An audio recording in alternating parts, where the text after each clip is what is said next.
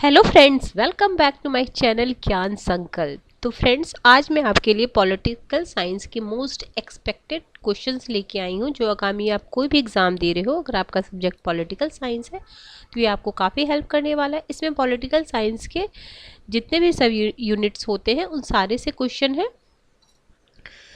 तो स्टार्ट करते हैं फ्रेंड्स। अगर आप पहली बार चैनल पे आए हो तो प्लीज़ चैनल को सब्सक्राइब कर लेना, बेल आइकन को प्रेस करना, ताकि जब भी मैं वीडियो डालूँ तो आपको नोटिफिकेशन मिल जाए। और अगर चैनल पे आप आए हो तो प्लीज़ एक बार प्लेलिस्ट को भी चेक करना, आपको काफ़ी हेल्पफुल क्लासेस मैंने ऑलरेडी काफ़ी सारे क्लासेस ले रखी है। आपको यूजीसी नेट की अगर प्रिपरेशन करो तो उसके भी प्रीवियस ईयर के क्वेश्चन मेरे चैनल पे आपको मिल जाएंगे। साथ में political theory, comparative politics, public administration के काफ़ी सारे मिल जाएंगे क्वेश्चंस के साथ साथ मैंने थ्योरेटिकल पार्ट को भी करा रखा है। तो चलो स्टार्ट करते हैं। आज हम 50 क्वेश्चन करने वाले हैं। तो पहला क्वेश्चन है, फर्स्ट क्वेश्चन है, अर्थशास्त्र में सरकार में कितने विभागों का उल्लेख किया गया है? तो अर्थशास्त्र जो कौटिल्य के द्वारा लिखा गया है उसमें 34 विभागों का वर्णन किया गया है। ये 34 विभाग के कुछ विभागाध्यक्ष का नाम यहाँ वर्णित है। तो अगर आप इसका स्क्रीनशॉट लेना चाहते हो तो प्लीज़ आप ले लेना। नेक्स्ट क्वेश्चन है, निम्नलिखित में से कौन इसलिए एथेंस से कालचिस भाग गया था कि एथेंस वासी दर्शन के विरुद्ध दूसरा अपराध न कर सके? तो ये अरस्तु। ठीक है, ये काफ़ी इंपॉर्टेंट क्वेश्चन है और कई बार एग्जामों में पूछा भी गया है। अब अरस्तु के बारे में थोड़ा शॉर्ट फॉर्म में दिया गया है, अगर आप इसे पढ़ना चाहिए। इनकी जैसे जो इन्होंने एकेडमी खोला था, जैसे उसका नाम लिसियम है, ऐसे कुछ कुछ चीज़ें दी गई हैं। अगर आप देखना चाहो तो देख लेना, एक बार पढ़ लेना इसे। आगे है, नेक्स्ट क्वेश्चन है, निम्नलिखित में किसने रूसो के बारे में कहा?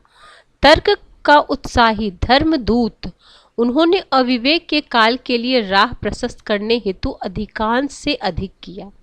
तो ये बेपर का कथन है। इस तरह के क्वेश्चन, जो कोटेशन वाले क्वेश्चन है, काफ़ी पीजीटी टाइप के एग्जाम में पूछे जाते हैं।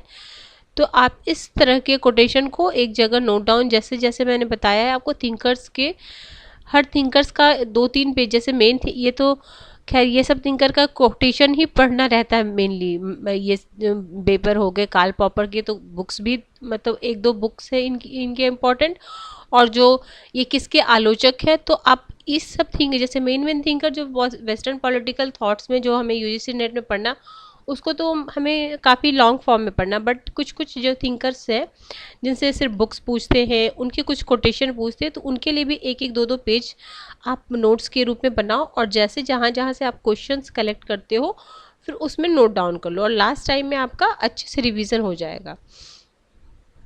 क्योंकि आप किसी की भी इतनी लंबी वीडियो तो देखोगे नहीं लास्ट टाइम में, तो वो आपका जो नोट्स बना रहेगा वो आपको काफ़ी हेल्प करेगा। और इसमें भी काफ़ी सारे कोटेशन है, जैसे बार्कर का कोटेशन दिया हुआ गया है, ये भी आप देख सकते हो।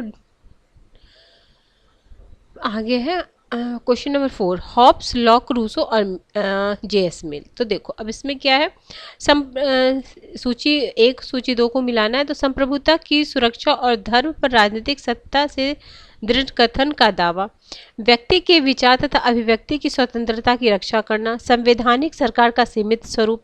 तो देखो जहाँ सीमित की बात आ गई तो लॉक हमें पता होगा, लॉक सीमित शासन की बात करते, तो सबसे पहले बी का तो थर्ड होगा। दावा की संप्रभुता का मूल लोगों में समाहित है और लोगों के पास रहेगा। ठीक है, तो सबसे पहला इसका आंसर हो जाएगा, क्या हो जाएगा, डी। तो फर्स्ट का फर्स्ट ही है। ठीक है, देखो संप्रभुता की सुरक्षा, धर्म, राजनीतिक सत्ता के दृढ़ का दावा, ये हो गया हॉब्स का। लॉक का संवैधानिक सरकार या सीमित सरकार की बात ये बोलते हैं। रूसो का है दावा की संप्रभुता मूल लोगों में समाहित और लोगों के पास रहता है, व्यक्ति के विचार तथा व्यक्ति की स्वतंत्रता की रक्षा, ये मिल की बात, मिल का कथन है। नेक्स्ट है, निम्नलिखित में से कौन नागरिक समाज के संगठन की तुलना राज्य के पीछे खड़ी किले और मिट्टी के बांधों की शक्तिशाली प्रणाली से करता है? तो ये ग्रामसी है। ग्रामसी करते हैं क्या है, एक बार मैं फिर से कोटेशन बता देती हूँ। देखो, नागरिक समाज की बात के संगठन की तुलना राज्य के पीछे खड़ी किलों और मिट्टी के बांधों की शक्तिशाली प्रणाली से करता है, तो ये ग्रामसी हो जाएंगे। नेक्स्ट है सिविल सोसाइटी की बात वो करते थे, ठीक है। नेक्स्ट क्वेश्चन है, क्वेश्चन नंबर 6 है, जॉन रॉल्स ने अपनी book a theory of justice में निम्नलिखित में से किसकी सामाजिक अनुबंध परंपराओं का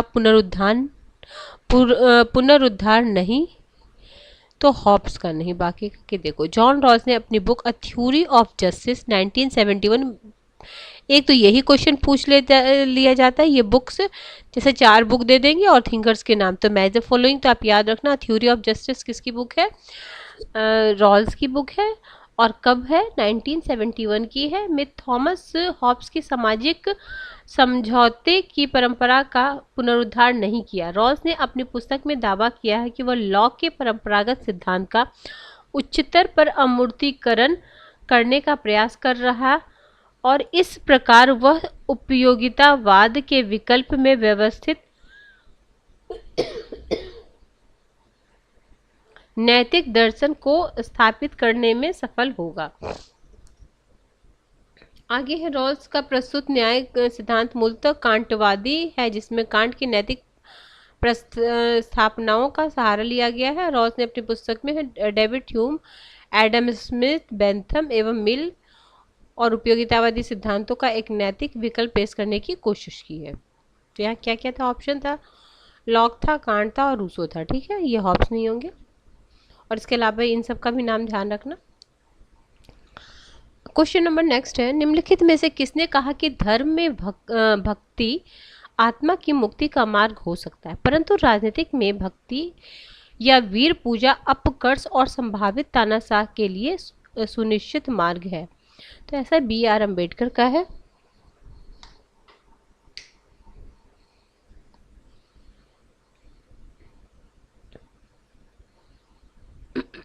नेक्स्ट क्वेश्चन है, इसलिए ब्रूट्स की तलवार पवित्र है, इसलिए शिवाजी का बागनक न्याय संगत है, इसलिए चार्ल्स फर्स्ट का सिर कटवा देना न्यायोचित कर्म है, इसलिए विलियम टेल का तीर दिव्य है। ये कथन किसका है, तो ये BD सावरकर का है। ये सबको आप ध्यान रखना। देखो BD सावरकर के अनुसार इसलिए ब्रूट्स, ठीक है, ये इसको देख लेना। हाँ, BD सावरकर ये काफ़ी पूछा गया है। 87 को उन्होंने प्रथम स्वतंत्रता कहा है। 87 के विद्रोह को भारत का प्रथम स्वतंत्रता संग्राम बताया गया है, ठीक है, वो उनकी जो बुक। आगे है क्वेश्चन नंबर 9, निम्नलिखित में से कौन ईस्टर्न के व्यवहारवाद की बौद्धिक आधारशिला का लक्षण नहीं है, मतलब यानी 3 इसमें उनके लक्षण होंगे, एक नहीं होगा। देखो नियमितता है, देखो सब जान ही लो क्या क्या है, ये पूछा जाए। देखो नियमितता, फिर है सत्यापन, वेरिफिकेशन, तकनीकी पद्धति, यूज ऑफ टेक्निक, फिर है परिणामीकरण, क्वांटिफिकेशंस, मूल्यहीनता, वैल्यूलेस, व्यवस्था बंधीकरण, सिस्टमाइजेशन, शुद्ध विज्ञान, प्योर साइंस और इंटीग्रेशन। तो याद रखना, तो इसमें से क्या नहीं होगा, अब आपको पता चल गया। अस्तरीकरण तो नहीं है। अब देखो इसमें क्वेश्चन में ये दिया गया, ऑप्शन अलग हो सकता है, तो आपको ये सारे पता होने चाहिए कि क्या क्या उसमें है डेविडसन के व्यवहारवादी उपागम में। तो कितने हो गए, 8 हो गए ना, 2 3 4 5 6 7 8, और उत्तर व्यवहारवाद में 7 है, ये भी याद रखना, ये भी कभी कभी क्वेश्चन पूछा जाता है। नेक्स्ट क्वेश्चन, क्वेश्चन नंबर 10 है, निम्नलिखित में से कौन सा फुकुयामा के लिए उदारवादी लोकतंत्र की विजुअलास का प्रमुख कारक नहीं है, तो उदारवाद का विजुअलोस विचारधारा की अपेक्षा अर्थव्यवस्था के रूप में अधिक है। Option number D is the, कौन नहीं पूछ रहा ना, ये ध्यान रखना, तो D, बाकी ये तीनों होगा, ठीक है। इनके बारे में थोड़ा पढ़ लो। एंड ऑफ हिस्ट्री इनकी बुक है, द एंड ऑफ हिस्ट्री, काफ़ी बार पूछा गया है।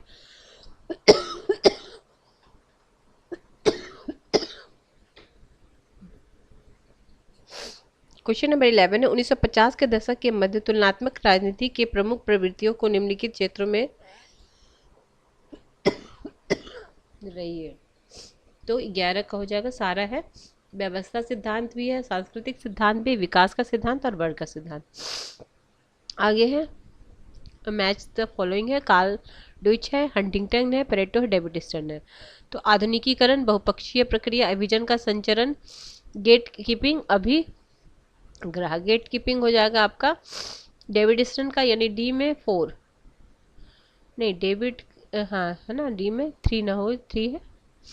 और इनका कार्ल लुइस तो वो हो जाएंगे, ये पेरेटो हो जाएंगे। अब सेकंड, सी में सेकंड होगा, सी में सेकंड, तो यानी ऑप्शन सी हो जाएगा, कार्ल लुइस हो जाएंगे अभिग्राहक। फिर हंटिंगटन का हो जाएगा आधुनिकीकरण बहुपक्षीय प्रक्रिया।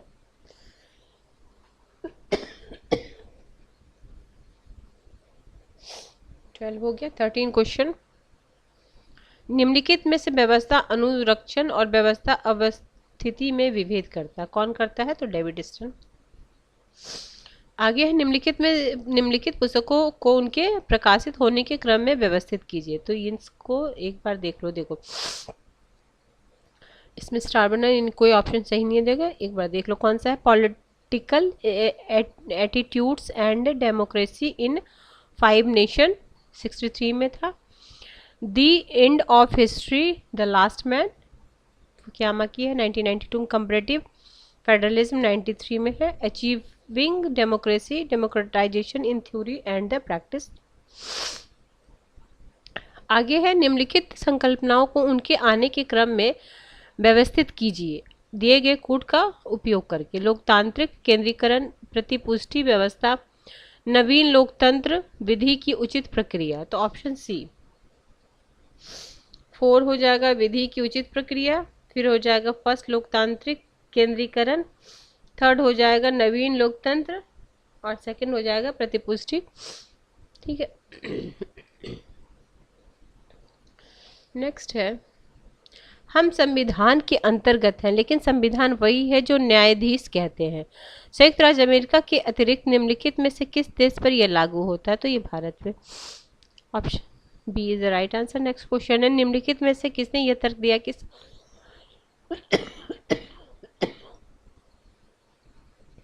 सत्ता में विश्वास व्यवस्था को सुरक्षित रखने का एकमात्र विश्वसनीय माध्यम है? तो यह है जोसेफ डी मेस्ट्रे।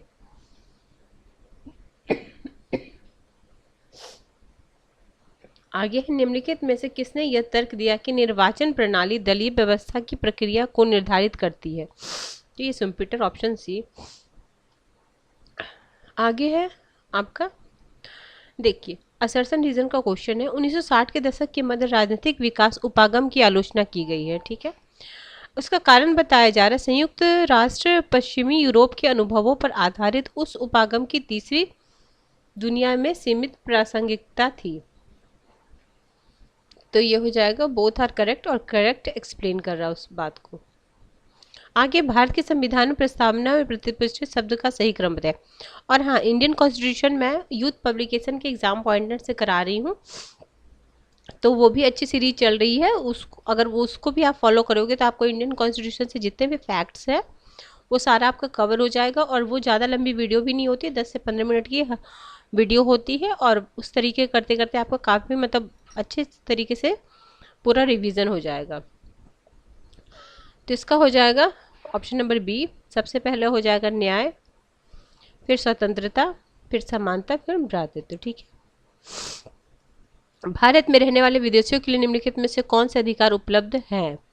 ठीक है, तो कौन से उपलब्ध है? ऑप्शन मतलब फर्स्ट और सेकेंड, इसमें हो जाएगा कानून के समक्ष समानता और शिक्षा का अधिकार, भाषण की स्वतंत्रता नहीं, आवागमन की स्वतंत्रता नहीं। ऑप्शन ये हो जाएगा। ठीक है, निम्नलिखित में से कौन भारत सरकार का प्रथम विधि अधिकारी है? तो ये है भारत के न्यायवादी। ये इनको भी मैंने करा रखा है, इनसे भी जितने भी फैक्ट्स होते हैं एक ही वीडियो में मैंने इनको इनके सारे मतलब आर्टिकल और इनसे संबंधित जो भी क्वेश्चन बनते हैं वो मैंने कवर कराया है।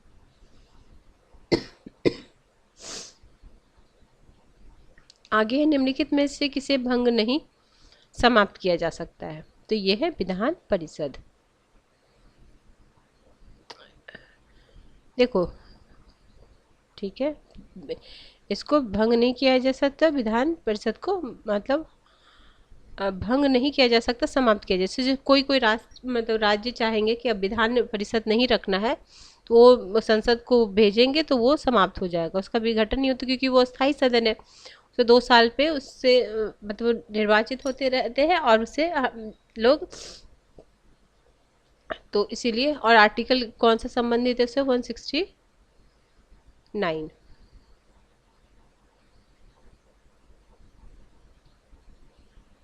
ठीक है,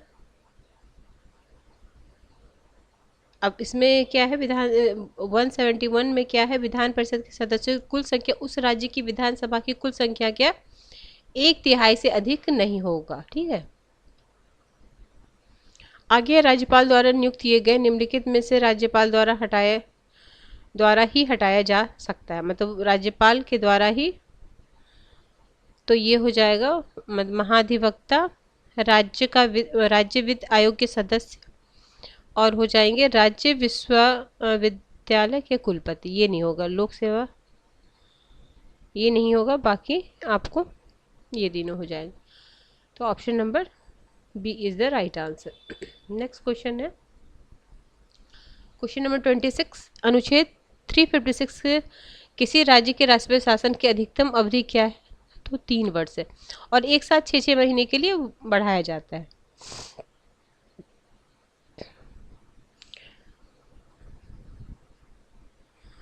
आगे है, भारत में संवैधानिक संशोधन प्रक्रिया के संबंध में निम्नलिखित कौन सा कथन सही नहीं है। ठीक है, सही नहीं पूछ रहा है।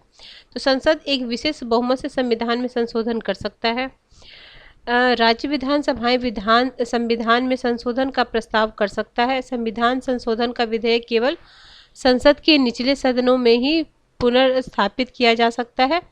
संविधान संशोधन संबंधी विधेयक पर संसदों के दोनों सदनों के बीच गतिरोध को संसद के संयुक्त सत्र द्वारा समाप्त किया जा सकता है। संसद द्वारा पारित संविधान संशोधन विधेयक का निषेधाधिकार भारत के राष्ट्रपति के पास है। इसका हो जाएगा, बस हमें फर्स्ट को एलिमिनेट करना था, बाकी आपका आंसर आ जाता। देखो, संसद का विशेष क्या नहीं पूछ रहा है ना। ठीक है, कौन सा कथन सत्य नहीं है पूछ रहा है, तो ये सत्य है, बाकी सब सत्य नहीं है।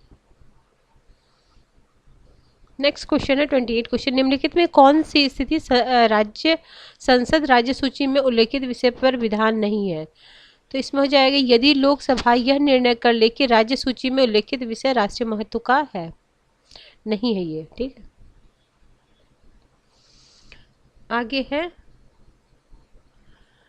उच्चतम न्यायालय के न्यायाधीश को हटाने के लिए संसद द्वारा पारित किसी संकल्पना की जिस समिति द्वारा जांच की जाती है उसमें शामिल है। तो उसमें शामिल उच्चतम न्यायालय के 2 न्यायाधीश तथा 1 विधि विशेषज्ञ, 3 लोग होते। आगे है, आंदोलन है उसे नेता है, Indian against corruption, Narmada Bachao और right to information movement, Bharat Kisan union. तो किसान यूनियन का हो जाएगा महेंद्र सिंह टिकैत, और ये India against corruption Anna Hazare, Narmada Bachao सबको पता है मेधा पाटेकर, और right to information Aruna Roy. तो इस तरीके से आप आंसर हो जाएगा option number B. Next question है, प्रशासनिक चिंतक है और उनसे संबंधित उपागम है।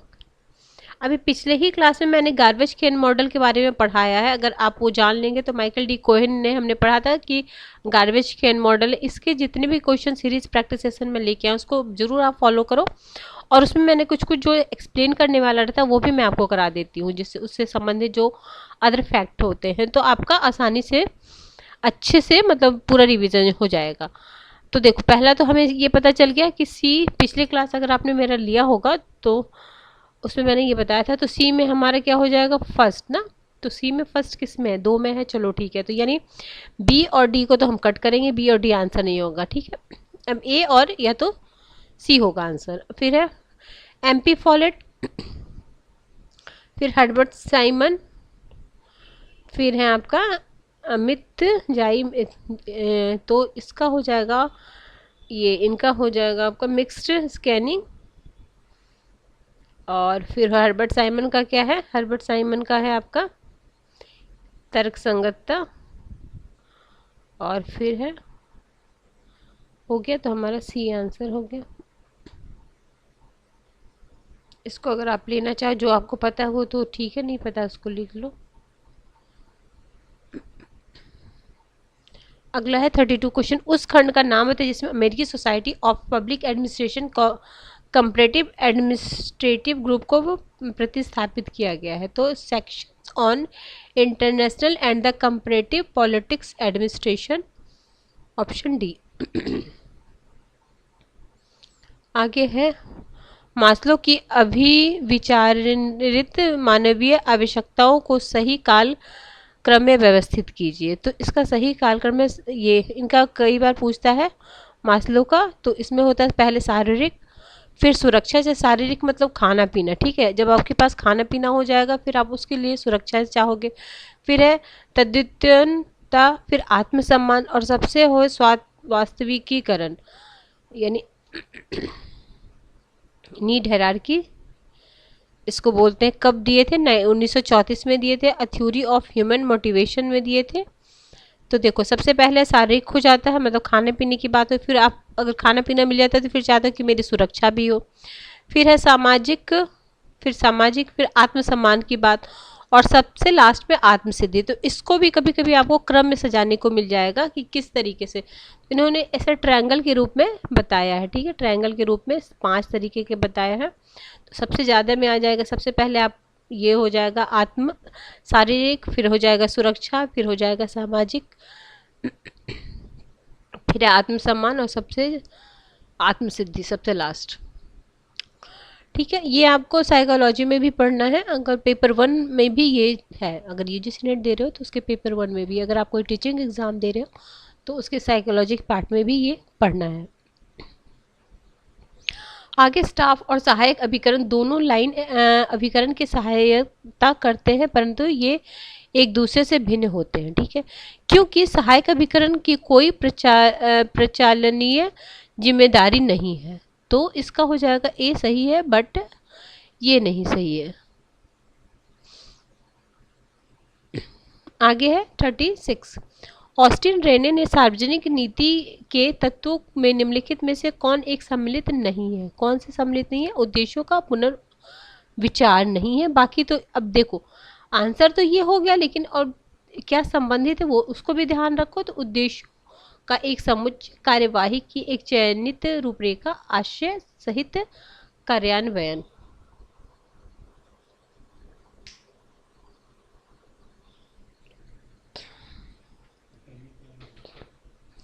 नेक्स्ट क्वेश्चन है आपका 37। ऑसेट समिति ने सिविल सेवकों के प्रशिक्षण के उद्देश्यों में निम्नलिखित में से किस एक को सम्मिलित नहीं, कौन सा एक सम्मिलित नहीं है? तो ये नेतृत्व गुणों का विकास नहीं है। तो क्या क्या सम्मिलित है? देखो विश्वसनीय कार्य कौशल प्रदर्शित करना, लचीलापन, प्रशिक्षु की सोच को व्यापक बनाना। अमेरिका में नियुक्त किए गए आयोग समिति का निम्नलिखित में से कौन सा आरोह क्रम सही है पूछा जा रहा, ठीक है। इस तरीके के क्वेश्चन काफ़ी बार आते हैं। काल देखो टेफ्ट कमीशन, इसका देखो टेफ्ट कमीशन कब आया था? 1900 में आया था। ब्राउनलो कमिटी 1937 में। हुबर आयोग या हुबर कमीशन कब आया था? 1947 में। द ग्रेस कमीशन कब आया था? 1982 में। तो आप स्क्रीनशॉट ले सकते हो। Next question 39। किसने नौकरशाही को सत्ताधारी सेवक कहा है? तो ये बोले हैं मार्टन के, रॉबर्ट के मार्टन ने बोला है। 40 क्वेश्चन है, किस संवैधानिक संशोधन ने प्रशासनिक न्यायाधिकरण का प्रावधान किया है? तो 42वें संवैधानिक संशोधन। नेक्स्ट क्वेश्चन है 41। निम्नलिखित में से कौन अंतर्राष्ट्रीय राजनीति की स्वायत्ता अनुशासन करते हैं? कौन करते हैं? तो ये करते हैं आपका C.A.W. मैनिंग्स, फिर हो जाएंगे आपके कार्लिन एम कूपर, और वो हो जाएंगे हॉब्सन। मार्टिन राइट नहीं होंगे, बाकी ये तीनों हैं। First, second and fourth, option number D, ठीक है। नेक्स्ट क्वेश्चन 42 क्वेश्चन मैच करना है। बुक्स है उनके थिंकर्स हैं। The control of the arms race, some economic aspect of disarmament, the challenge of the 1960s winning with outer war. तो इसका आप मैच, अच्छा इसमें क्या पूछा जा रहा है? निम्नलिखित उद्गमों में से कौन नीचे दिए गए सही है, मतलब कौन सा मैच है और कौन गलत है? तो इसका आंसर है, मतलब ये वाला सिर्फ गलत है, बाकी सब सही है। कौन सा? First, second, third. ठीक है, तो देखो, the control of the arms race, Hedley Bull, economics aspect of disarmament, El Gromo and the V Strokes and the Challenge 1960s, ये है आपका जेम्स पी वॉर वर्ग। और विनिंग विदाउट वॉर नामक पुस्तक अमित जाई इत्जियोनी का है। ठीक है, 64 में। और हेडली वुल की एक अन्य पुस्तक क्या है? द एनार्कियल सोसाइटी, ये कई बार आया हुआ, एनार्कियल सोसाइटी हेडली वुल की बुक है। 43 क्वेश्चन, निम्नलिखित में कौन सौदेबाजी सिद्धांत से संबंधित नहीं है? तो ये केनेथ वॉल्ड नहीं है, बाकी कौन कौन से? जे एफ नेस है, थॉमस सेलिंग है, रोजर फिशर है, ये सब है सौदेबाजी से। अगला है, निम्नलिखित में से कौन सी पुरानी कूटनीति की मुख्य विशेषता नहीं है? तो ये पारदर्शिता नहीं है, पारदर्शिता आधुनिक कूटनीति का है, तो ये देख लेना। नेक्स्ट क्वेश्चन है, ब्रेजनेव ने एशियाई समूह सुरक्षा की अवधारणा का प्रतिपादन किस वर्ष किया? 1969 में। नेक्स्ट क्वेश्चन है, निम्नलिखित में से संयुक्त राष्ट्र संगठन के चार्टर का कौन सा अनुच्छेद क्षेत्रीय संगठनों से संबंधित है? तो ये second, third and fourth, option A. निम्नलिखित देशों में से कौन सा देश आसियान का सदस्य नहीं है? तो उत्तरी कोरिया। ठीक है, मूलतः संयुक्त राष्ट्र संघ की सुरक्षा परिषद की कुल सदस्य संख्या कितनी है? तो देखो, संयुक्त राष्ट्र संघ की सुरक्षा परिषद में कुल सदस्य 11 थे। इनमें से जैसे जब बना था उसकी बात कर रहे हैं। ठीक है, मूल रूप से कहने का मतलब जब बना था। तो देखो, मूलतः संयुक्त राष्ट्र संघ की सुरक्षा परिषद की कुल सदस्य संख्या 11 थी, जिसमें से 5 थे अस्थायी और 6 थे अस्थायी। देखो, अगर यही ध्यान से अगर ना पढ़े तो लोग 50 ऑप्शन डी लगा दोगे। तो यही इसको देखो, क्वेश्चन तो आपको लगेगा ये बहुत ईजी है, बट क्या पूछा जा रहा है? मूलतः, मतलब मूलतः यानी जब स्टार्टिंग जब बना था संयुक्त राष्ट्र संघ तब कितने सदस्य थे? तब 11 थे, जिसमें से 5 अस्थायी जो अभी भी हैं और 6 अस्थायी। अब है अस्थायी 10 हो गए हैं और स्थायी तो वही 6 है। फिर कैसे कैसे बढ़ा वो दिया गया। ठीक है, नेक्स्ट क्वेश्चन, हाल ही में फ्रांस भारत में किस स्थान पर परमाणु संयंत्र स्थापित करने के लिए सहमत हुआ? तो ये आपका 2015 का क्वेश्चन है, तो उसमें था ऑप्शन नंबर डी, जैतापुर में था। अगला है, आज के क्लास का लास्ट क्वेश्चन है, ये गुटनिरपेक्ष सम्मेलन है और कहाँ कहाँ हुए थे उसके बारे में है। तो इसका आंसर हो जाएगा ऑप्शन नंबर बी। तो देखो, दूसरा गुटनिरपेक्ष हुआ था काहिरा में, तीसरा हुआ था लुसाका में, चौथा हुआ था अल्जीरिया में, पांचवा हुआ था कोलंबो में और सातवां याद रखना नई दिल्ली में हुआ था। ठीक है, तो ठीक है फ्रेंड्स, आज हमने मोस्ट एक्सपेक्टेड 50 क्वेश्चंस किए हैं जो आपको काफ़ी हेल्प करने वाले हैं और क्वेश्चन का स्टैंडर्ड भी काफ़ी अच्छा है। तो ठीक है फ्रेंड्स, अगर आप किसी वजह से ये चैनल आपको हेल्प कर रहा है प्रिपरेशन में, तो ज़रूर चैनल को सब्सक्राइब करें और ज़्यादा से ज़्यादा शेयर भी करें ताकि लोग मेरे से जुड़ पाएँ। तो मिलते हैं हम नेक्स्ट वीडियो में। Till then, bye bye.